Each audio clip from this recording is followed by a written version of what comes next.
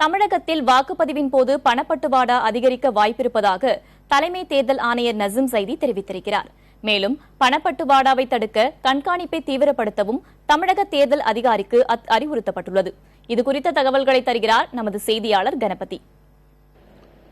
பணபலத்தை பயன்படுத்தி வாக்காளர்களை விலைக்கு வாங்கும் முயற்சியிலே அரசியல் கட்சிகளும் வேட்பாளர்களும் ஈடுபடுவதை தடுப்பதற்கு பல்வேறு நடவடிக்கை எடுக்கப்பட்டாலும் இதுபோன்ற முயற்சிகள் தொடர்ந்து நடந்து கொண்டிருப்பதாகவே தேர்தல் ஆணையம் கருதுகிறது. பல இடங்களிலே தொடர்ந்து பணம் கைப்பற்றப்படுவது இதைத்தான் காட்டுகிறது என தலைமை தேர்தல் ஆணைய அதிகாரிகள் சொல்கிறார்கள்.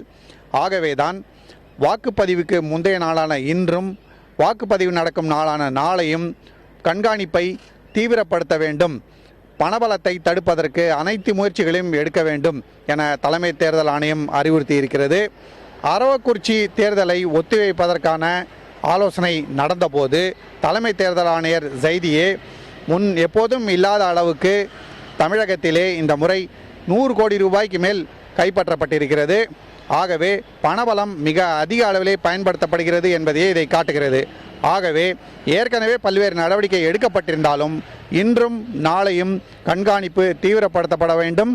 ஏற்கனவே என்னென்ன நடவடிக்கைகள் எடுப்பதாக முடிவு செய்யப்பட்டிருக்கிறதோ அவற்றையெல்லாம் மிகவும் கடுமையாக இந்த 2 நாட்களும் அமல்படுத்த வேண்டும் என அறிவுறுத்தியிருக்கிறார்.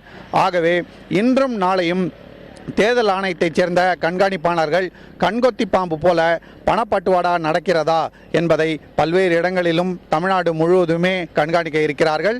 இதன் காரணமாக பணபலத்தை ஓரளவுக்காவது கட்டுப்படுத்த முடியும் என தலைமை தேர்தல் ஆணையம் நம்புகிறது.